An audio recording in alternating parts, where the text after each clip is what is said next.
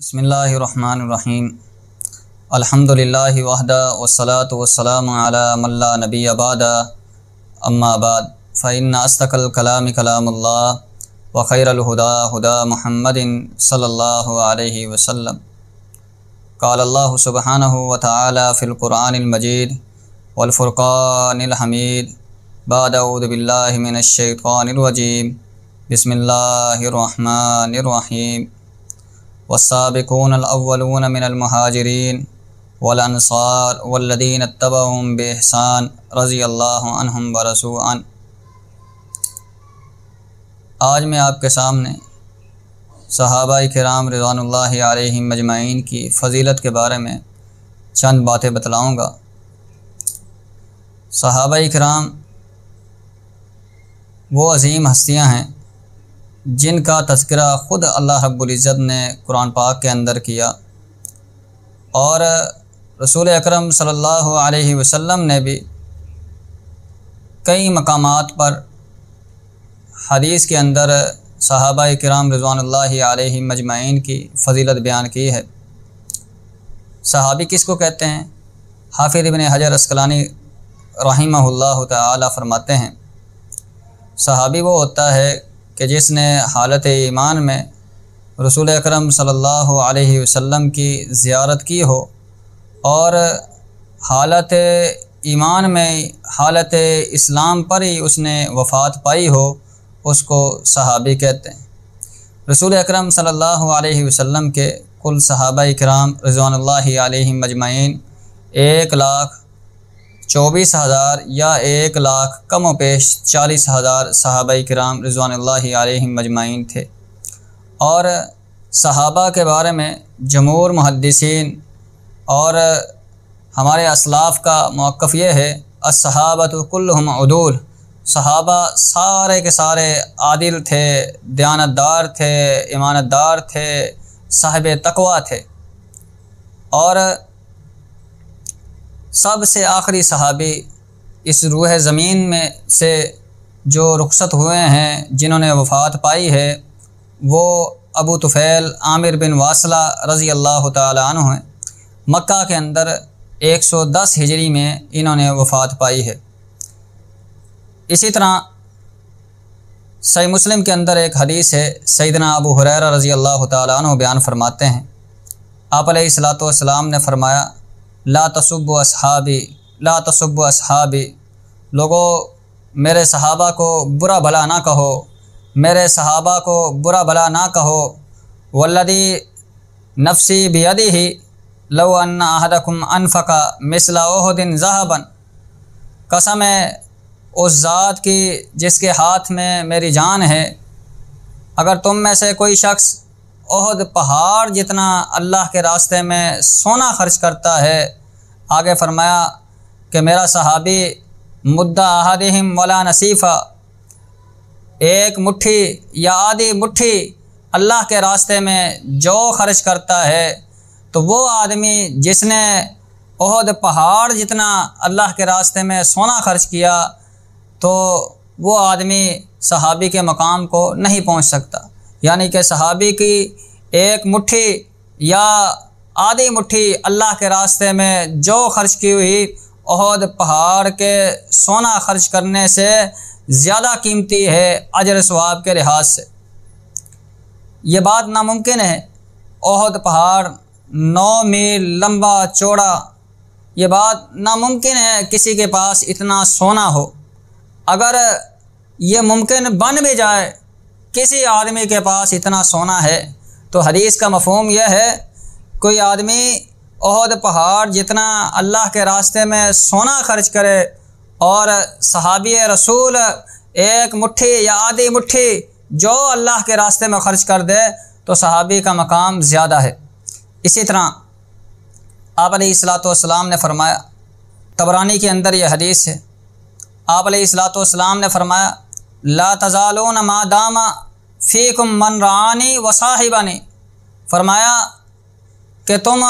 ہمیشہ ہی خیر میں رہو گے، بھلائی پر رہو گے، جب تک تم میں وہ آدمی موجود ہے، من رعانی، جس نے مجھے دیکھا، یعنی صحابی۔ پھر آپ علیہ الصلاۃ والسلام نے فرمایا، واللہ لا تزالون بخیر ما دام فیکم من رعانی، اللہ کی قسم تم بھلائی میں رہو گے، تم خیر میں رہو گے جب تک تم میں وہ آدمی موجود ہے جس نے میرے دیکھنے والے کو دیکھا، یعنی صحابی کو دیکھا، تابعی موجود ہے۔ پھر آپ علیہ الصلوۃ والسلام نے فرمایا اللہ کی قسم تم ہمیشہ ہی خیر میں رہو گے، بھلائی میں رہو گے کہ جب تک تم میں وہ موجود ہے جس نے تابعی کو دیکھا۔ تو صحابہ کی بہت زیادہ فضیلت احادیث کے اندر آئی ہے۔ اسی طرح موقوفاً ایک حدیث ہے، سنن ابی داؤد کے اندر آتا ہے، سعید بن زید رضی اللہ تعالیٰ عنہ بیان فرماتے ہیں واللہ لمشہد شاہدہ رجل مع رسول اللہ صلی اللہ علیہ وسلم یغبر فیہ وجہہ، اور ایک حدیث میں آتا ہے لموقف ساعۃ مع رسول اللہ صلی اللہ علیہ وسلم، فرمایا کہ رسول اکرم صلی اللہ علیہ وسلم کے ساتھ ایک گھڑی اللہ کے راستے میں جہاد کرنا، اور جہاد کرتے کرتے اس کا چہرہ خاک آلود ہو جائے، یا فرمایا کہ ایک لمحہ رسول اکرم صلی اللہ علیہ وسلم کے ساتھ گزارنا، آپ علیہ الصلوۃ والسلام کی زیارت کرنا، فرمایا یہ کتنا عظیم عمل ہے، فرمایا کہ یہ تمہاری زندگی کے اعمال سے یہ افضل ہے۔ اور ایک حدیث میں آتا ہے افضل من عمل احدکم ولو عمر عمر نوح، اور یہ تمہارے اعمال میں سے افضل ترین عمل ہے اگرچہ تم کو نوح علیہ الصلوۃ والسلام کی عمر دے دی جائے۔ تو حدیث کا مفہوم یہ ہے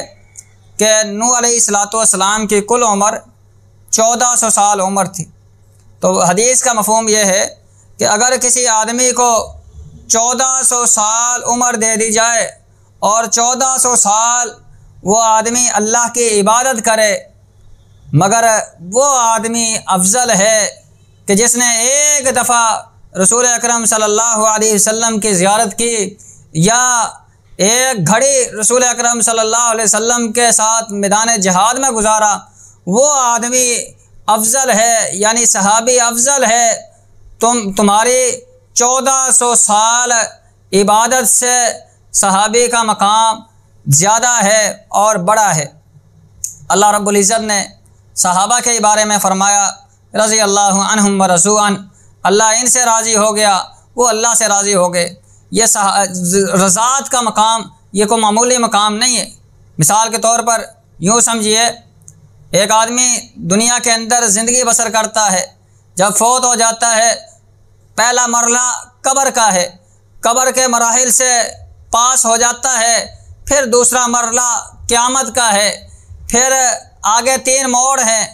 پھر ان موڑوں سے پاس ہو جاتا ہے، پھر آگے پل صراط ہے، پھر پل صراط سے آدمی پاس ہو جاتا ہے، پھر اس کا جنت کا فیصلہ ہو جاتا ہے۔ پھر جب آدمی جنت کے اندر چلا جائے گا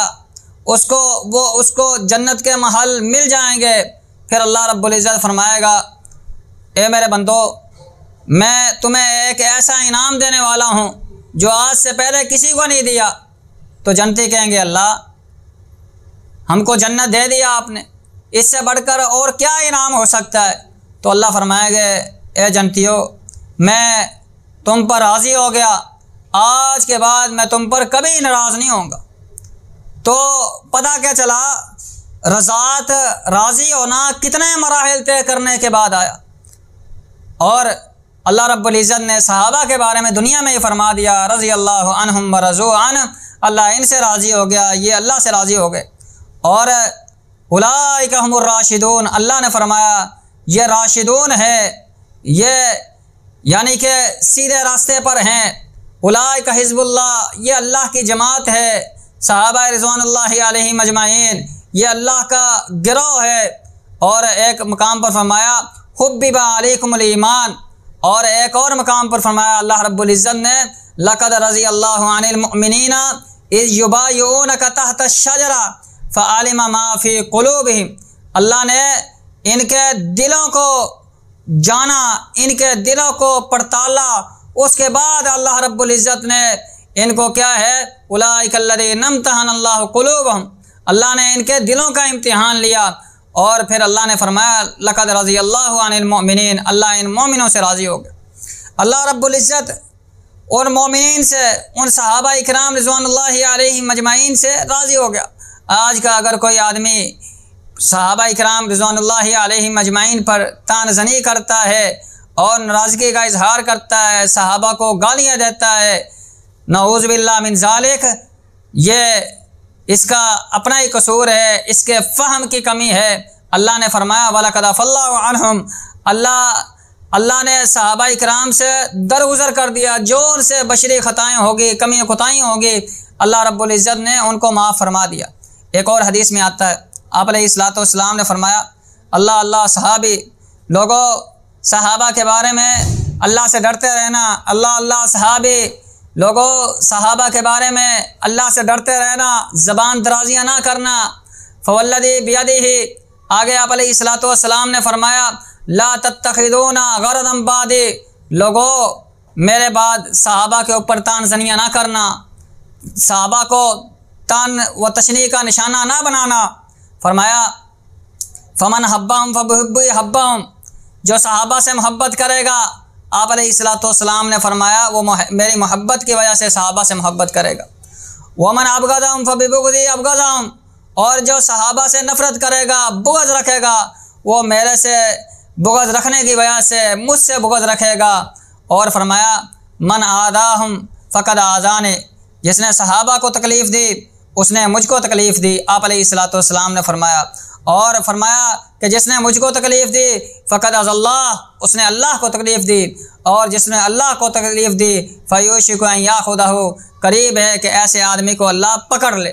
جو صحابہ کے بارے میں بدگمانیاں رکھتا ہے، صحابہ کو طعن و تشنیع کا نشانہ بناتا ہے، ایسے آدمی کو اللہ سے ڈر جانا چاہیے۔ اور ایک اور حدیث میں آتا ہے اللہ رب العزت نے نبی علیہ الصلوۃ والسلام کے دل کے بعد مخلوق کے تمام دلوں کو دیکھا، اور سب سے جو دل افضل ترین جو دل اللہ رب العزت کو لگے وہ صحابہ اکرام رضوان اللہ علیہم مجمعین کے دل تھے۔ اسی وجہ سے اللہ رب العزت نے صحابہ اکرام رضوان اللہ علیہم مجمعین کو نبی علیہ الصلوۃ والسلام کا ساتھی بنایا، نبی علیہ الصلوۃ والسلام کا صحابی بنایا، اور صحابہ اکرام رضوان اللہ علیہم مجمعین نے بھی اس رفاقت کا حق ادا کر دیا، اور نبی علیہ الصلوۃ والسلام سے اتنی محبت کی، اور صحابہ نے یہ کہا نحن الذین بایعوا محمدا، فرمایا کہ ہم وہ ہیں کہ جنہوں نے محمد رسول اللہ صلی اللہ علیہ وسلم کے ہاتھ پر بیعت کی، علی الجہاد ما بقینا ابدا، ہم اس وقت تک لڑتے رہیں گے، جہاد کرتے رہیں گے جب تک ہمارے اندر جان ہے گی۔ اور صحابہ رضوان اللہ علیہم اجمعین رسول اکرم صلی اللہ علیہ وسلم سے بہت پیار کرتے تھے، بہت محبت کرتے تھے، لہذا ہم کو چاہیے کہ ہم بھی صحابہ اکرام رضوان اللہ علیہم مجمعین سے محبت کریں۔ اور خاص طور پر یہ جو عشرے کے 10 دن محرم کے ہوتے ہیں، جب بعض لوگ صحابہ اکرام رضوان اللہ علیہم مجمعین پر تبرع بازی کرتے ہیں اور طعن و تشنیع کا نشانہ بناتے ہیں، ہمیں چاہیے کہ ہم صحابہ کی سیرت کو پڑھیں، اور صحابیات کی سیرت کو پڑھیں، اور صحابہ کا دفاع کریں۔ اور جدید دور ہے، نیٹ کا دور ہے، اپنے بچوں کو بھی صحابہ کے بارے میں، صحابہ کی فضیلت کے بارے میں ابھاریں، ترغیب دیں، اور ان کو وہ صحابہ کی فضیلت کے بارے میں سنائیں جو اہم موضوعات ہیں۔ اللہ سے دعا ہے اللہ رب العزت ہم کو صحابہ کی محبت نصیب فرمائے۔ اقول قولی ھذا واستغفر اللہ الذی ولکم ولسائر المسلمین، والسلام علیکم ورحمۃ اللہ وبرکاتہ۔